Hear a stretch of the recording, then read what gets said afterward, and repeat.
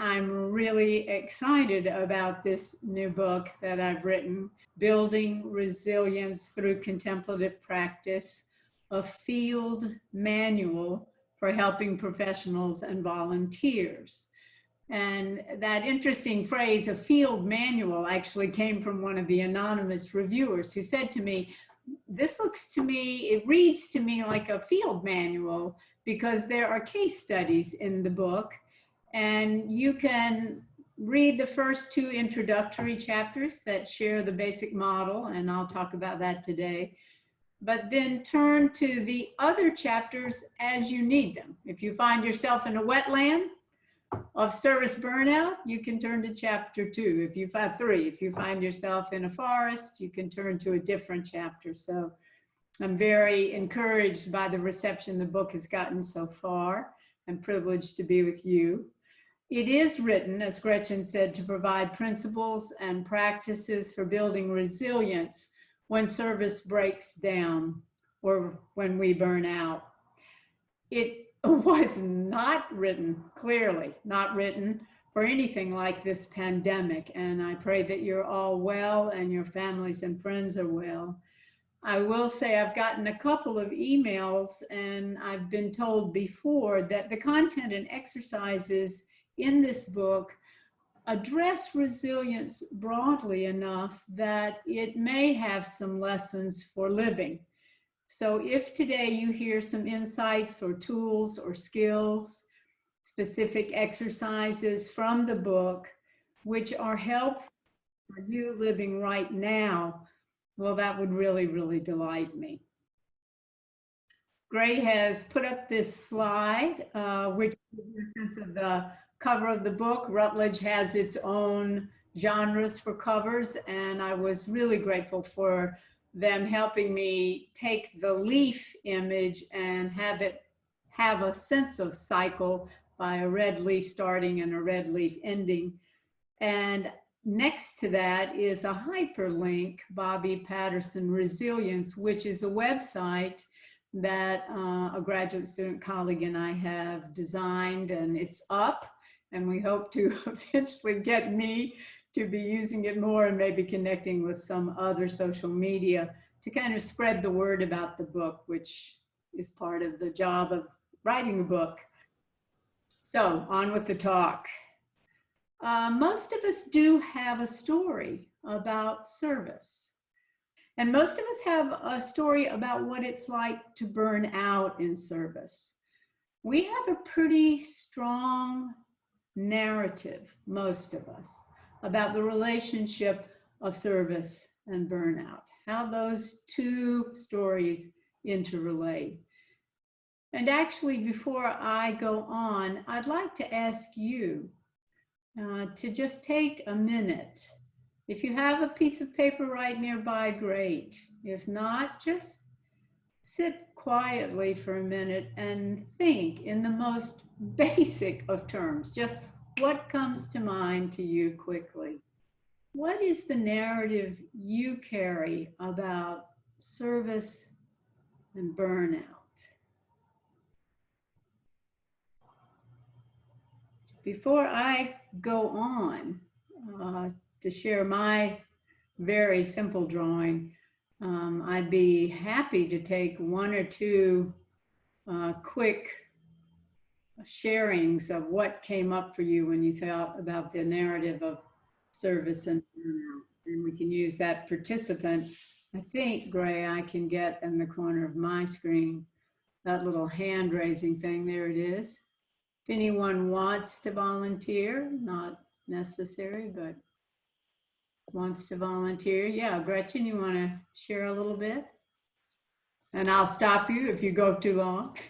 All I'm going to do is show my drawing. It starts over here where my finger is. Oh, yeah. Be seen? Yeah, you're going up, up, up. It's all going great. And then right. And then it plunges down. Thank and you. doesn't resume. Fabulous. Fabulous. That's really great. Thank you very much. That's a great example.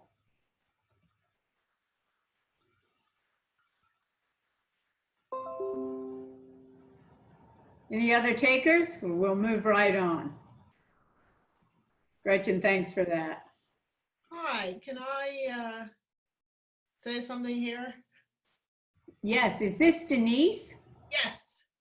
Yes, Denise, you go ahead just for a short bit. Okay, so I am a OBGYN, or I was an OBGYN / perinatologist at Grady. And the reason I actually came to Emory was to be at Grady to take care of underserved minority women. And I think my burnout came as I was increasingly frustrated about trying to get our administration to take that task seriously and to be engaged enough to overcome lots of problems, like when Grady faced bankruptcy and we didn't have adequate supplies, and just to reorient to something that represented the history of that commitment. And just from continually bumping heads with the administration, it came clear to me that my objectives were not the same as the department's. Oh, that's so helpful. And right, and so that left me in a position of, well, should I leave and try and do this somewhere else, which ultimately I ended up doing. Oh, thank you for sharing that, Denise. Thank you very much. Yeah, there's a sense of breakdown for most of our stories. And Gray, the next slide, please. My version is a very simple and basic one. And that was that service and burnout are in some sort of narrative frame together, but it's a flat line that's a polar opposite. And for me, service was on the good end and burnout was on the bad end. And whether that's a sensibility like Denise's of the burnout happened because the communication failed, the vision failed, or if it's that the service was working well and I lost my sense of how to be there. I made mistakes, I self-blaming. Anyway, whatever it is, the burnout becomes the failure side, the either or side. And in my long experience of serving with others in a range of settings, I think there's this kind of underlying narrative of some sense of serving as a good thing and burning out as full of frustrations, bad things. And there's even a way historically in the story of the United States, and there's a short section in the book looking at the history culturally, even religiously, in terms of civic values, that serving is something that's a very validated, very highly prized American activity. And burning out is a kind of failure modality. And for me, as a child, John F. Kennedy, in his incredible eloquence, gave the phrase that I just carried deeply in my heart. Ask not what your country can do for you. Ask what you can do for your country. And for me, that turned into burnout is not good. It's a sign of a lack of dedication, of selfishness, and an inability to deliver on my promises. And for me, eventually there was a pivot point event that signaled a pretty radical form of burnout. It was a failure in my mind that kind of meant no going back, maybe some resonance with Denise again, or Gretchen's downward arrow. I felt like I'd gone all the way to that extreme edge of self-preoccupied lack. There was no more denying it. I felt empty and there was no one else to blame. So I dead-ended in burnout. And eventually that experience, many, many years later, drove me to write this book. So Gray, the next slide, I'm just going to read a couple of texts from the book today, and I put them on the screen so you can see them. On a sultry Sunday afternoon in downtown Atlanta, I leaned against our family's first car, an old blue Chevy Malibu. I watched trash blowing against a rusting chain link fence. I felt stymied too. Waves of steamy summer heat rose from the asphalt under my feet, which stretched forward to a brick apartment building at the far end of the parking lot. The elegant old downtown building's pedigree had faded. So had mine, having just turned down a career-changing job as the first director of the Atlanta Women's Prisoners Housing and Reentry Program. I had no choice. Every time I drove into the lot or wove my way through the interior renovations, sawhorses, and debris, my skin burned. Not a mild disease, but a spreading singe, one that escalated from early days of stinging to recent sensations of lightning streaking up and down my arms. The visceral, insistent message proved inescapable, a fire, but one without purpose or direction. Eventually, the burning collapsed my capacity to choose. I felt emotionally and spiritually cornered and full of self-blame. I lost track of the story I was supposed to tell. So I just stepped out of the narrative of service.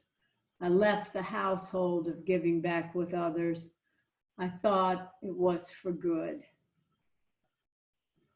Now, I come from a long line of people who give back, professionally, personally, in their communities, and with religious groups, in international nonprofit and even statewide government positions.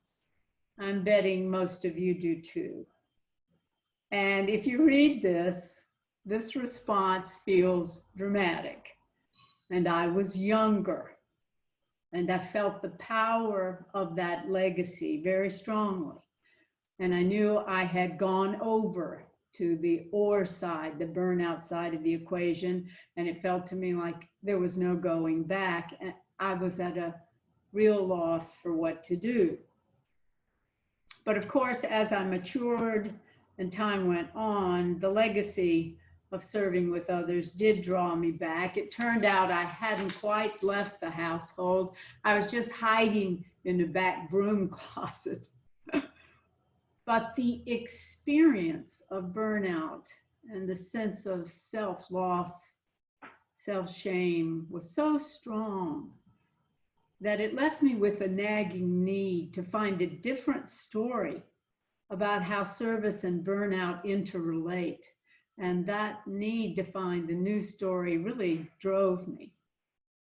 It was while teaching religion and ecology courses, a range of them at the undergrad and graduate level, that a different narrative began to show up. It came as a version of what Lance Gunderson introduced to me while we were co-teaching classes. It's called adaptive resilience theory. And I'm going to say a little bit about that, and then we'll look at a slide. First, let me tell you that Lance is the current chair of environmental sciences at Emory and an internationally recognized scholar of ecology.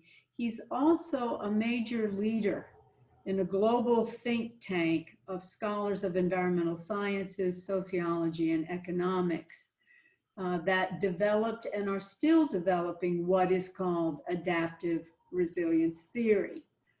And the Nobel Prize winner, Elinor Ostrom in economics, has pragmatically used ART in dispute resolution work with, for example, fishermen in Turkey and other community-based conflicts where livelihood, communication, a sense of intercommunal service has totally broken down. And in these situations, adaptive resilience theory assumed, very differently from the model I grew up with, that all life systems, and service is a life system, continually go through phases of instability and stability.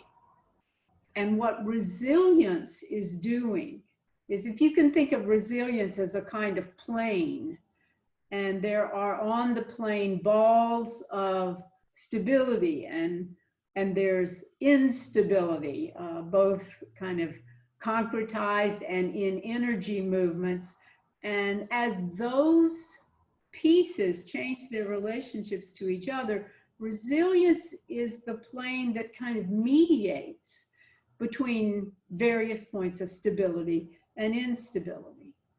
And I began playing with, what if I thought of service and burnout as energies and concrete data in relationship, moving around, and resilience as the underlying mediating layer?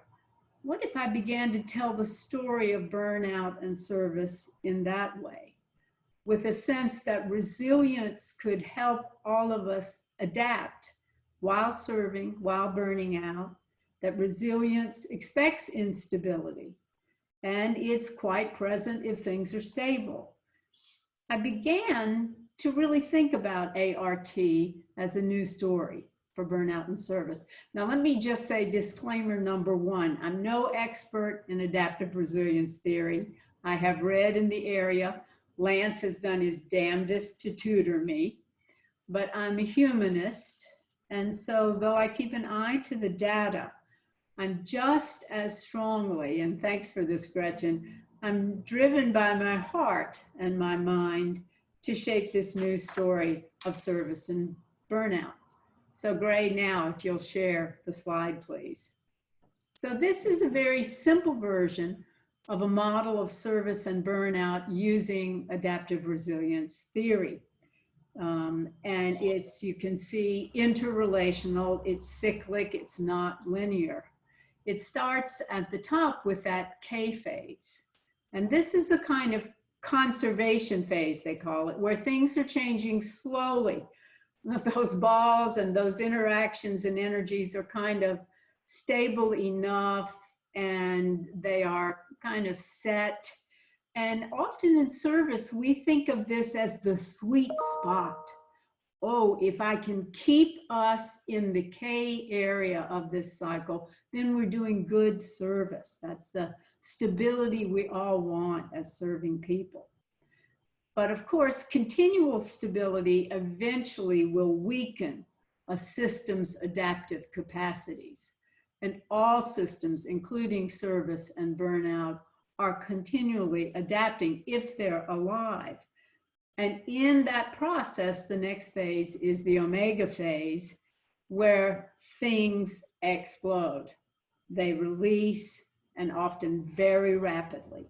This is what we call burnout or collapse in service, where resources are suddenly scattered, the kind of ordering of life is changed. And in that process, though, in adaptive resilience theory, what happens in the A cycle or alpha cycle is, for the first time, there's opportunity to reorganize, to renew a system. The boundaries are much more tenuous. And so innovation begins to become possible in a way we hadn't expected, and certainly not in a stable K position. In addition to that, another phase emerges, where this R phase, where you can actually begin to exploit some resources that you've never used before, never even considered before. And that's a kind of growth phase. And then cycles back these different phases to a kind of stability point that we enjoy. And that's a different narrative, where service and burnout are in the same story. And resilience is what helps us move through these elements of the cycle. Now, I'll just say quickly that adaptive resilience theory also has an assumption that some systems flip.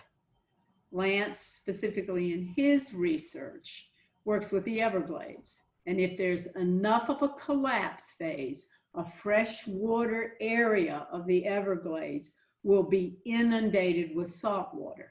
And at that point, the whole cycle flips, the system flips. And I just named this because in the later chapters of the book, I try to talk about the fact that in service, that can happen to us too, that something changes so radically. We have the opportunity to say, you know what, it's done. It's not fresh water anymore, it's salt water. And maybe we can adjust, or maybe it's a time to move on without blame or guilt. And we have a lot of knowledge we've gained, experience, feelings we've gone through, and we can take those and use them in another experience of service and burnout. Next slide, please, Gray. I just want you to see, this is the beautiful graphic that adaptive resilience theory uses. And the Routledge Publishing House could not make that work in their formatting, but it's a lovely colored, beautiful slide. I can tell you that you can see the data for adaptive resilience theory in their website, which is Resalience Alliance, RESALLIANCE.org, resalience.org. And you can just learn so much about how resilience works. Just for fun, next slide, please, Gray.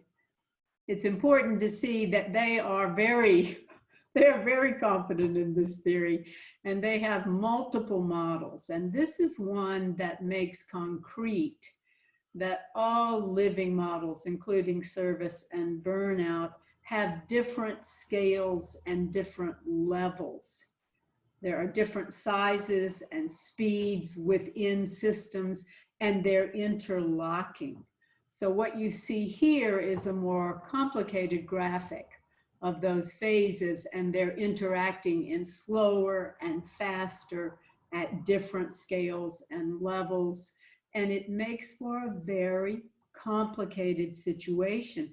But again, in the later chapters of the book, this becomes heartening, because you realize that your work is personal, but it's also, of course, engaging groups, engaging larger organizations, bigger systems than that, and you're going to see this kind of complicated leveling. So just be aware the model has potential for that, and I'm going to be using it metaphorically.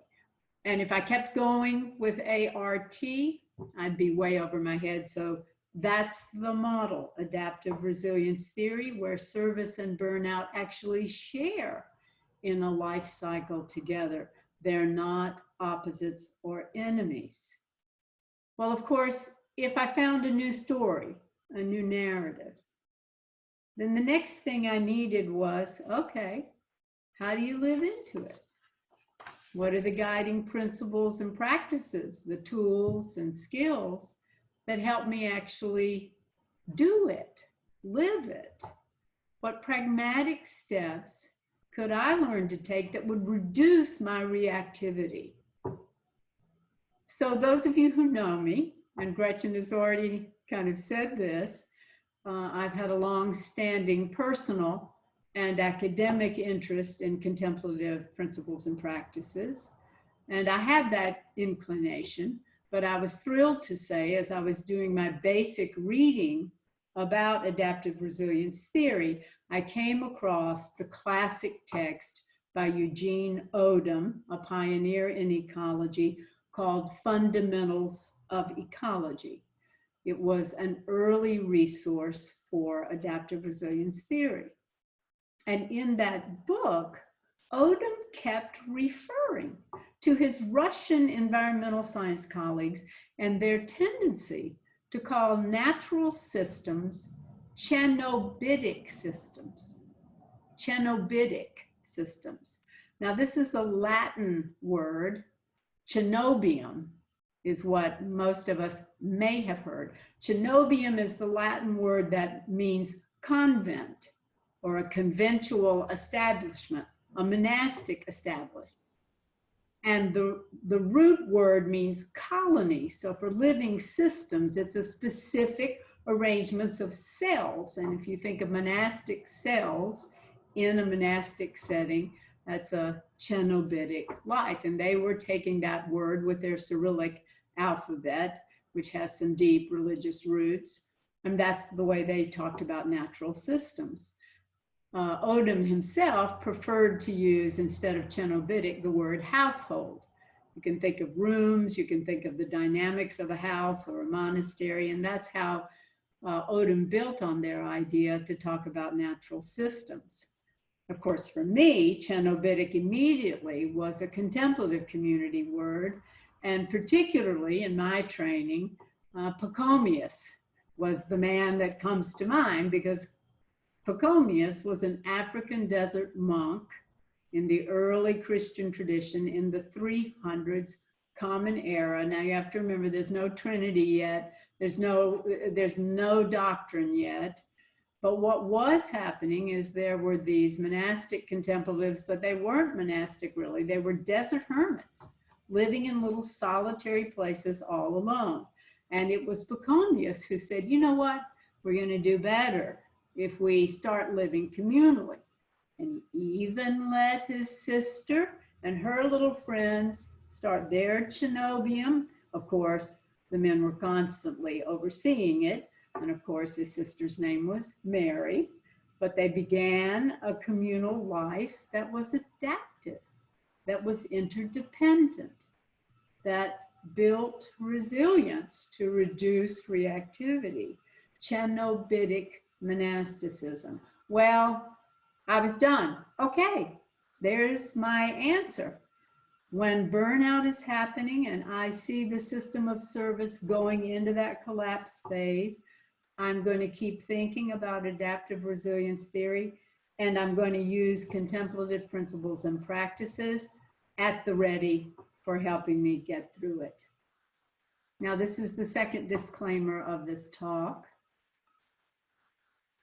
In contemporary settings today, many of the very basic practices of contemplative approaches to life have been secularized. That means you can do these basic practices without any allegiance to any tradition.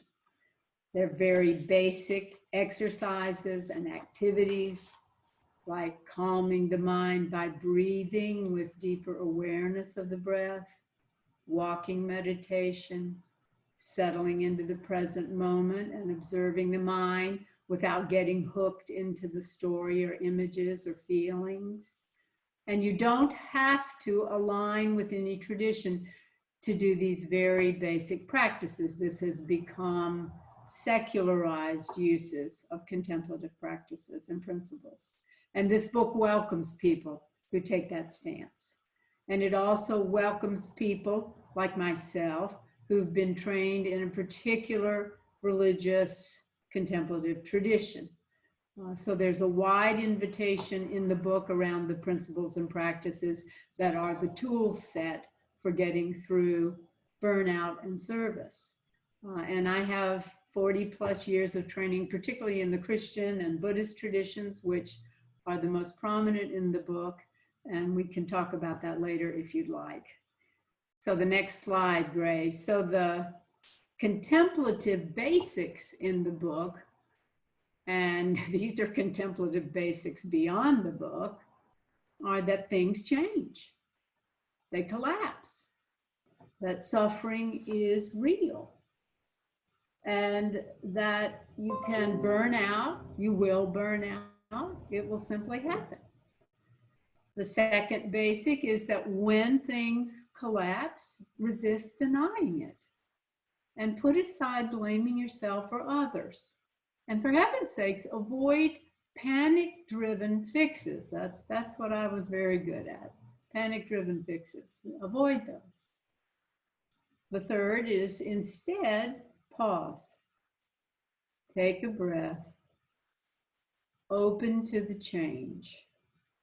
And try to move into it. I like to say, see in that collapse, if there's a few twigs and a little still hot ember, can you put together a rekindled fire for service and begin to adaptively rebuild, reorganize, and exploit new resources?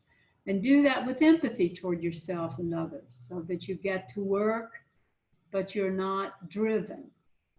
And finally, Contemplative Basics assume that you do this over time. You get better at it with time, and it reduces our reactivity. That's what resilience really offers, reduces our reactivity.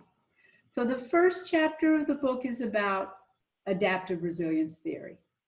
And there are actual stories of service that make that theory come to life in a service context, and how they're understood with real examples. And there are even exercises at the end of the chapter, like taking a self-inventory. Like, can you imagine taking an inventory where you say, I'm not very good at this, but I am good at that, instead of most of us trying to pretend we're great at anything you need me to do in service. That's a setup for breakdown. The second chapter introduces contemplative principles and practices and the way they're understood in this book. And I'll just briefly, in the next slide, that's reading for today from the book, just so you get a sense of how these contemplative practices and principles are talked about. A young man sought out a desert hermit in Africa, hoping the holy man could teach him how to live a more resilient and joyful life. Worn out by the heat and shoe-consuming sand, he quickly pitched a first question when he found the old man. What do you do all day and all night out here? And the monk answered, we fall down and get up. We fall down and get up. Doris Summers, the paragraphs go on, and Doris Summers comes up. She's a Harvard professor, chaired professor in literature, and founder of Cultural Agents, a global pedagogical movement using Freire's models of self-empowerment, lots of service. She has her own version of a Samuel Beckett phrase, try again, fail better. So in service and in burnout in this book, contemplative principles help us stay oriented. They are the deep underlying values that provide a blaze along the trail of service and burnout. They're our map. They keep us oriented. And contemplative practices are the very specific tools and skills and exercises for making new choices and taking action. So the approach of the book is interweaving these two, noticing levels and scales. It starts with the particular, just me, just you.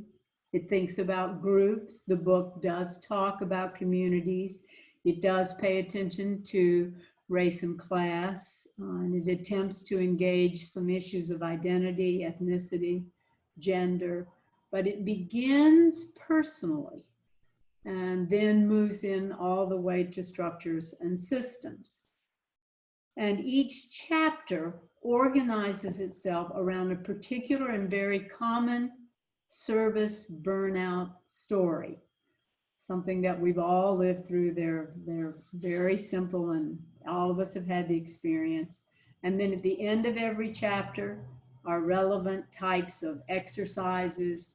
There are lines for you to fill in. There are tables to fill in.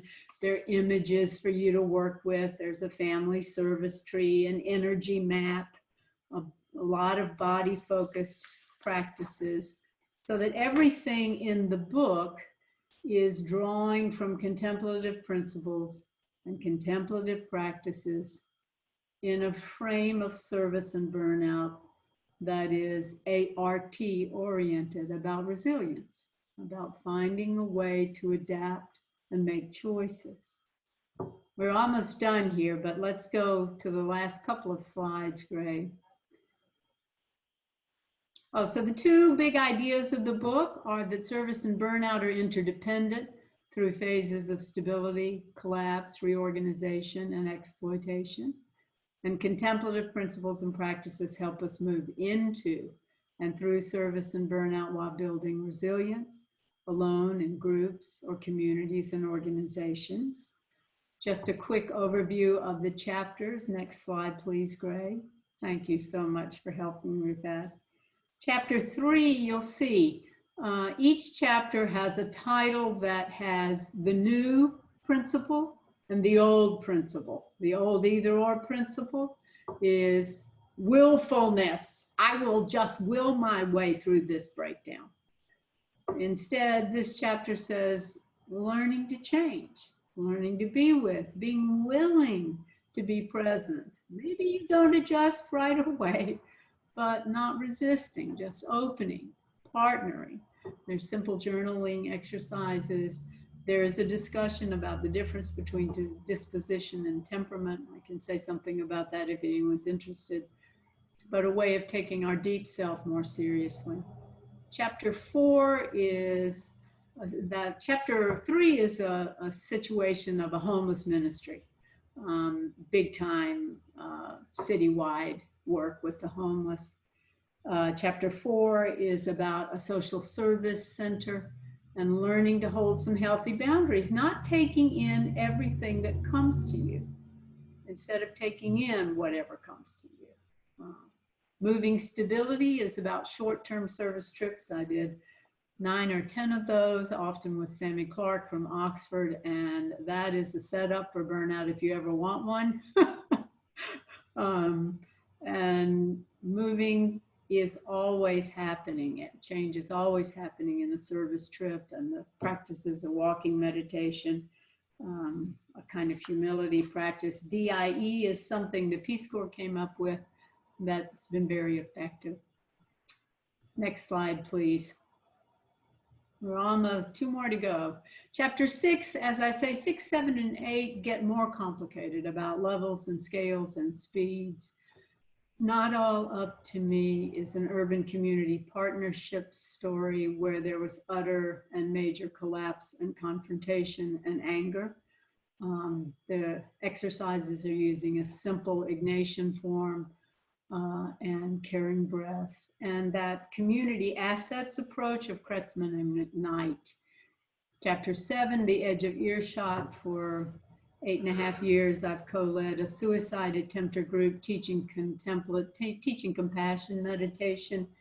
And we had a protocol, and our community, our group members really made us learn to let go of that and to serve them more deeply and be with them more deeply in these practices. Was learning to hear their bodies, our minds and hearts, and constantly being changed, hearing what wasn't said. And finally, naming the unnamed is an incredibly difficult, complex kind of service situation, university community partnerships, and it has the most complicated practice, a form of Lectio Divina that is really hard to do. Finally, let me just say in summary, the last slide, this is Joanne Chase's question to me. She said, so what do you want us to change? And I guess I'd say embrace hypothesis testing in service and burnout. And I would encourage you to do that as you read the book. Some of this book definitely you will not agree with, I assume, so test it. And then leave your assumptions behind. If you can, ask a body question first instead of a head question. That's often a good way for me to check into, am I really starting to feel collapse? My body tells me first. For some of us, that may not be the case, but pretty much. And lastly, embrace change as the sweet spot, because there's where resilience can kick in and reduce our reactivity. Last slide. Thank you very much. I really appreciate being with you. Let's just take a moment before we start the questions and the discussions and sharing your own stories of service. Any discussion people want to raise? Oh, here they are. So, Rosemary McGee. Hi, Bobbi. Thank you, everybody. Thanks so much for this. Very helpful also in thinking about the larger collapse of systems we're experiencing around us. In one of your, towards the end, in one of your slides, you listed along, I think under Contemplative Basics, maybe it was further along than that, towards the end, something about feet upside down, or Yeah. and I was just curious about that image. If that refers to what you'd earlier been talking about, a sense of things being disordered or needing to be reordered or rethinking or shaking things up. But Yeah. I'm just curious about that image, especially since it's a body image, which you advise us to consider very deeply those feelings. Oh, yeah. Oh, it's a great question. Thank you. And I'm having one of those moments where I'm trying to think about the name of it's a phrase, Rosemary, and it's wonderful, that comes from a Harvard professor of psychology and also of statistics. And so he did a lot of sociology as well. I think his name was Don Martin. But he came up with that phrase, and what a lot of his work was about trying to predict exactly, Rosemary, what we're in right now, this sense of big system change, if not collapse. And he was a person who was often turned to kind of plot out or map, okay, where is this collapse going to take us? Where is it going to lead? Can you predict what's going to be the outcome of it? And he said that, you know, even though he would sometimes try to do that kind of analysis and do that kind of big picture collapse work, in fact, he said, what really happens in larger system breakdown, in smaller system breakdown, is that you are actually living with your feet in the air. That the world and the way you have thought things were going to go have flipped, or even semi-flipped, and there is no real way to kind of find yourself stably able to predict. So he's like, I can give you this information, but we're going to have to live into it. Exactly. So it was feet in the air was his. He liked the image of a little elephant who was up with its feet in the air. I think maybe because the problem was so massive, but still it just, there wasn't a real way to track it with any utter confidence. It's a great phrase. That's very helpful. Thank you.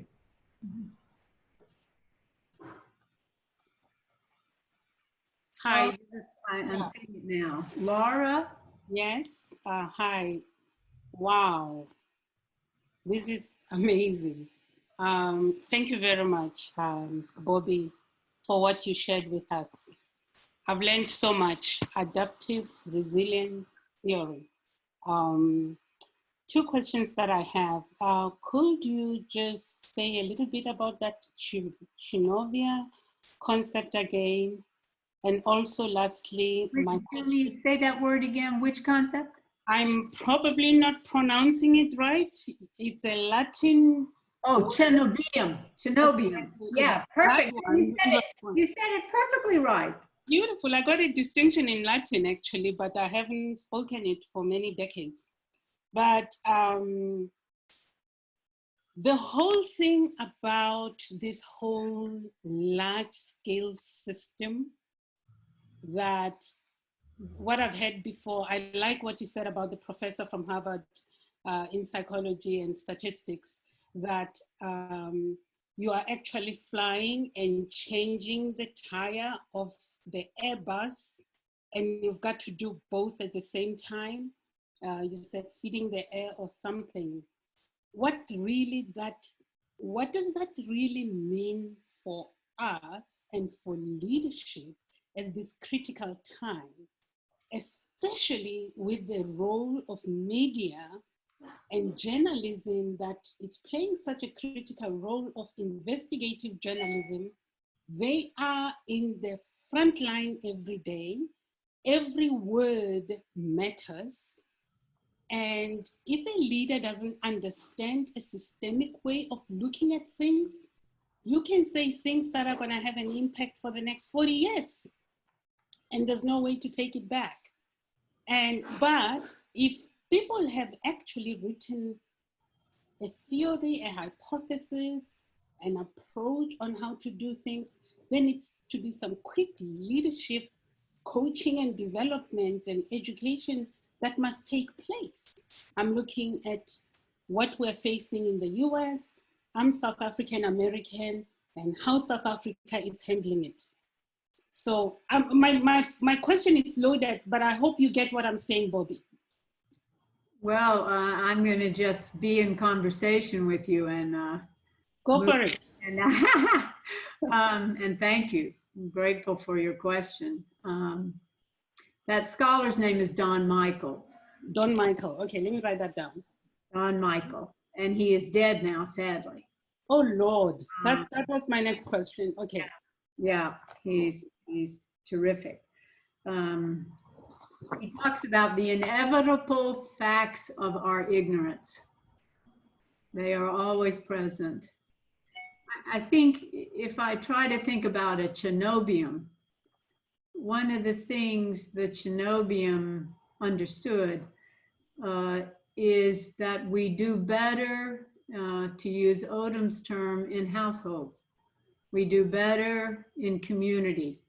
Now that makes life more complicated than if we're acting solitarily. But we've already seen the inspiring way in which scientists around the globe are seemingly lowering their walls of competition to say, the old, the phrase from Lord of the Rings, we have to go together. There we go. And the sense of the Cenobium is interdependence with generosity is going to be critical for us to thrive. That for intelligence and for love to have a way in the midst of collapse, have to be in community. And that little, I'll just take advantage of your question, or just to say, go for it, that the difference between disposition and temperament is something I loved that comes out of the early contemplative traditions of Africa. Yes. Is that we are born with a temperament. Yes. In community, it's important to know that. I use the example in the book, Bless My Sweet Spouse's Heart. My spouse is a man whose temperament, in the morning, it does not matter how large the kitchen, there is not enough room for two people. Okay. It is just how life is. He cannot have another person, and we have a very large kitchen, but cannot be another person. That's his temperament. His disposition he can work on, which is to say, Bobbi, would you like to use the kitchen now? Instead of, get out of the kitchen, I can't get. So that sense of communal life is hard, like resilience and burnout are hard. And when we move forward, moving forward together will help us, but it doesn't mean there won't be collapse, there won't be tension, we will be lost with our feet in the air. And I think probably for most of us, there's some advantage, as many are doing, by being sure we get some skill sets at the local level. Yes. And then we have something to build on, to think about a state level and to think about a national level and an international level. And these are ideals, but that's what the Cenobium would offer, and a sense of being able to cope with in community what's very, very difficult. Breakdown is difficult. And at this scale, a pandemic, and the book is not really written for that, but yeah, it's very, very difficult. And continual stability will eventually weaken a system's adaptive capacity. So we need to move forward into it. Okay, is that? No, that is beautiful. Actually, in my language, it's called Ubuntu. Oh, Ubuntu. Yes, yes. I'm aware of this fabulous phrase, Ubuntu. Okay, so I was born into that. I cannot exist alone. I am because we are.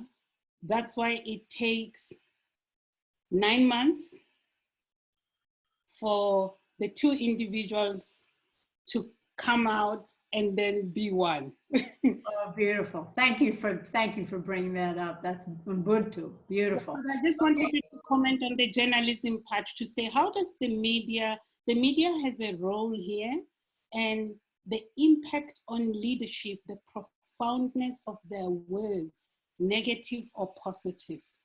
Yeah, I do see other people with their hands up, so that's, yeah.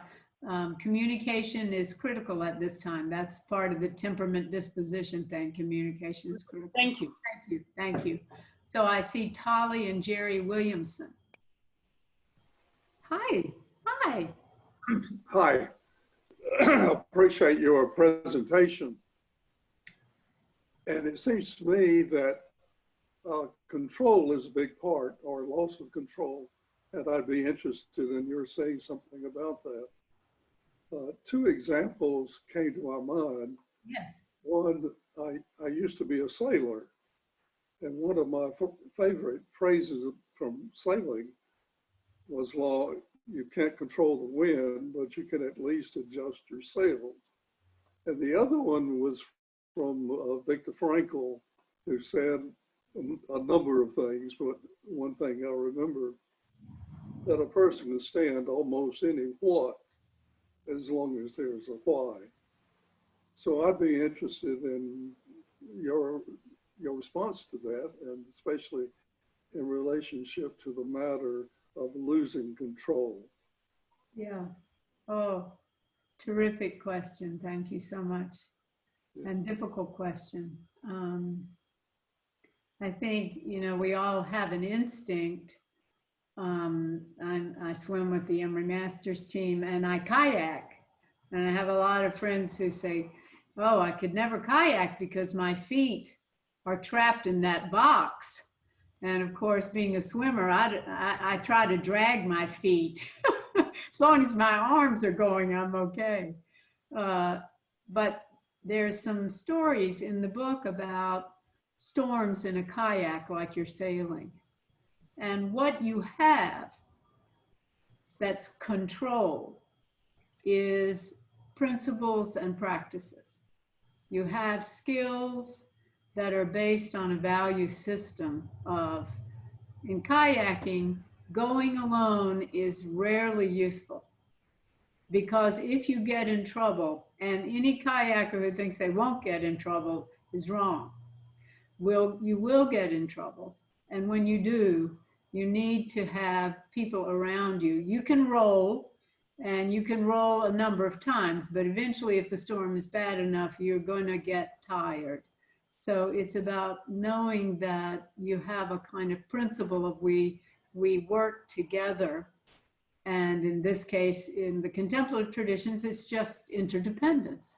We are mindful that it isn't, I have control with the wind because I work with the wind. I'm interdependent with it. And then you have a sense of being able to leverage the skills you have. And that's the contemplative principles help you hold to those values, which there are, basic values of treasuring diversity, of humility, of kindness. And the practices are simply, you practice rolling. You just get in some place, a little eddy, and you go 5 times to the right, 5 times to the left. You just practice. And that's what we're all kind of in this book. The idea is you're not going to develop a skill set overnight, and you just have to practice it, but you're working out of guiding values and principles, and then you practice the skill set. Thank you. My pleasure. I saw another hand, but I think it's disappeared. So we'll see. Oh, no, here's Gretchen. You have a question? Yeah, hi. And again, thank you so much for all of this and for wonderful questions as well. I'd like to hear you say a little bit more about reactivity. I'm not sure I entirely understand the term. It seemed like being too reactive is to be avoided. I just need to hear a little more about what that would mean. You know, if you're undertaking some sort of activity and dealing with challenges, and then there's reactivity. And so explain that, please. Thank you, Bobbi. Yeah, that's a great question, because it's reduce reactivity. Let me say what popped into my head also, though, is that reducing reactivity does not mean that there won't be serious, difficult, perhaps even at times confrontive conversation. But the idea is that it's not coming out of just a knee-jerk, quick reactivity of just, this must stop. I can't tolerate this. That the idea is to pause and reduce the kind of reactivity that is more about floundering on the surface in the waves, is the image in contemplative traditions, and drop down below that tumult so that you can get yourself settled enough to come back up and say something perhaps strongly and directly, but not in a kind of way of adding to the turbulence, because in the cycle, the breakdown is already happening, and it's about learning to be with the breakdown without adding additional energy. Let me say that I'm playing with reduce reactivity because I've had a wonderful set of conversations with Bill Ely and Ira Schwartz, who are using some contemplative practices with the new medical students as they come in every year. They spend 2 days learning some basic secularized contemplative work. And both of them have generously read the book and been kind about it. But they said to me, you know, is there a way that cycle is just going and going and going, and it can kind of feel like, wow, this is a little bit like just constantly round and round. They said, can you get that cycle to kind of flatten a little bit, or so it's not just like that, or even the more complicated levels and scales. And the way I've been thinking about that is, that's what brought to mind, Gretchen, this idea of what these practices and principles do in the midst of change is it helps us not be so reactive. And in a way that can kind of flatten the curve. The more, flatten that cycle, the more you've gone through burnout and said, oh, there it is. Now everything is going to hell in the biggest handbasket I've ever seen. And it is at multiple levels. And I would like to throw myself somewhere else, hide in that broom closet in the household. That you can say, wow, it's really bad. And I'm going to sit with that just a minute and pause with that instead of reacting to it. And over time and with practice, you are not flailing as much, so that you, and hopefully, maybe if I go back to the kayak image, you're calling out for help. You're saying, I need stability, I need help. So that's what these practices assume, that with time, skill sets will develop and you will not be as reactive when collapse is happening, or when somebody starts exploiting a resource into your service system that you don't think belongs there. And you're going to say, no, no, we don't do that in our service setting. And I can assure you that happens. You know, you can't bring in that new resource. We never used that before and we're not going to use it now. Well, just hold on a minute. Just get a little bit less reactive. So it changes. I've fallen and I can't get up to I've fallen and I can get up, and then I'll fall again, and then I'll get up again, and so on, as you cited from the African tradition. That's right. That's right. Yeah. That's right. The idea that you're not going to fall in this sand, that's not real. You will, but you just say, oh, okay, I've fallen.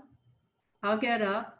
Or I like that Doris's version is, you know, try again, fail again. Yeah. Fail, Yeah. fail better. Fail better. That's great. Yeah. Thank you. It's not Miss Beckett. All right. Oh, Jim and Charlotte.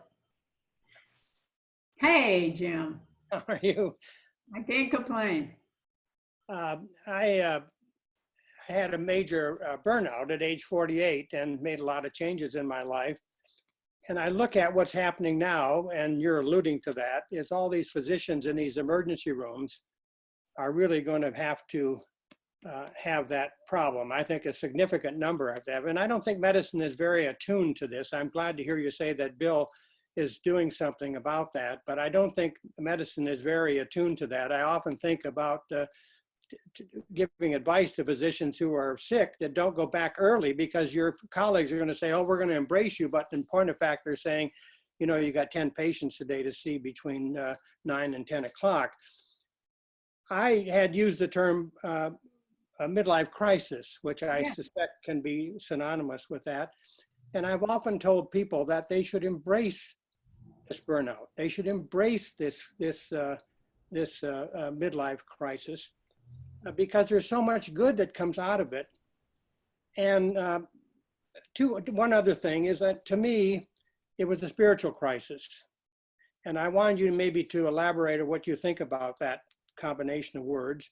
And then I want to thank you for the practice, as when I came back after retraining in a different area and came back and got involved with the Institutional Review Board, and also with mindfulness meditation that you led for so many sessions. It was so grateful to have you there. That was the practice that sustained that. So if you might say something about the spiritual crisis idea. Yeah, yeah. Well, thank you, Jim. Thank you. What an important story to hear from you.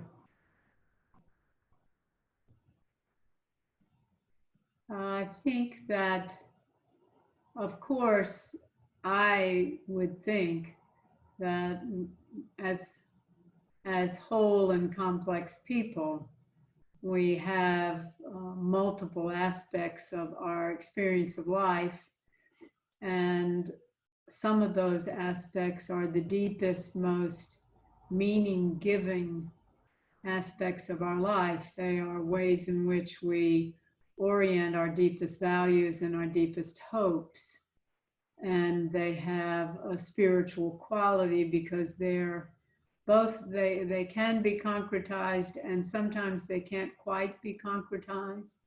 They can be realized, and sometimes they can't be realized, but they maintain us at a very deep level. And those spiritual aspects of ourselves, the way we make meaning, the way we can find a kind of rudder or direction with our feet in the air still, is just simply another component, from my perspective, of being human.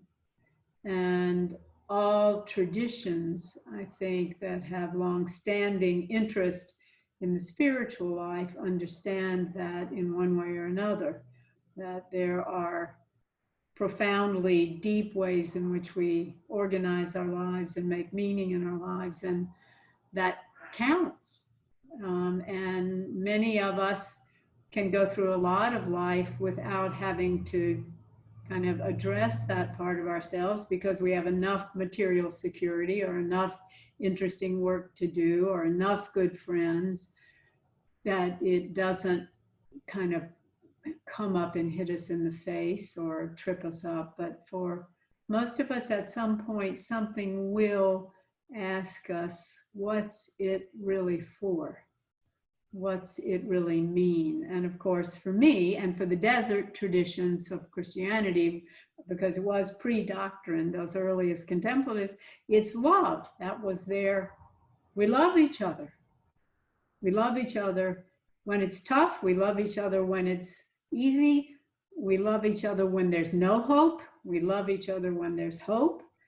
We try to love each other. We try to be generous and kind-hearted with each other. And I recently heard a very famous Buddhist teacher, Sharon Salzberg, about 10 days ago. She gave a teaching and she just opened it by saying, what's still true? And that would be a kind of spiritual question. What's still true when things are really askew and collapsing? What's still true? So is that getting in the ballpark, Jim? Yes, thank you. What else would you add? What else would you add? I think it's obviously an individual. That's what you're saying, and it depends on the individual. But that was what it was for me, and had a lot of good people at the time surrounding me, including my wife and other people in different communities that were very helpful. Yes. Well, community is that's quite critical. Very, very few have the capacity to do solitary living. There are some, but that takes tremendous spiritual strength. Thank you. Yep. Yep. Okay. Yakshmi Rao. Hi. Son, I'm Mrs. Rao, Dr. P.V. Rao's wife. Oh, wonderful. In 97, you got my daughter Selena and Sean. You That's got them married. I do. I remember that deeply. And I saw that last name and first name. I knew who you were. What a joy to see you.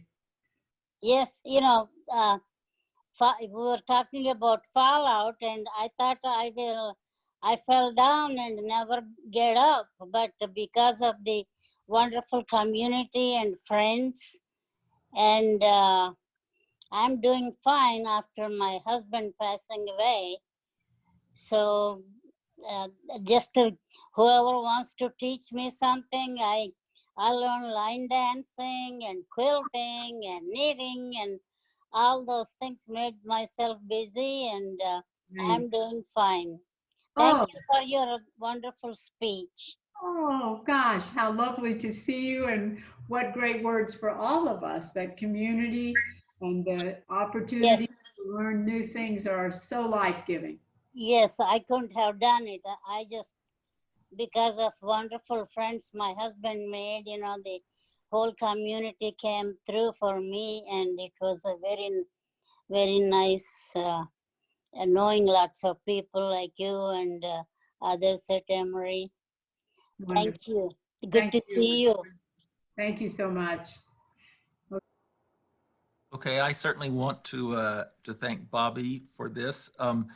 One or two people have asked for the title of her book again, so I'm just sharing the screen showing you Bobbi's book here if you would like to see it. And as Gretchen said, I mean, there are certainly disadvantages in not being able to meet together in person, but there are also advantages. And one of the advantages is that it's possible for members to come and participate even from long distances. And in our Zoom meetings, we've had several people from out of the metro area and from out of state.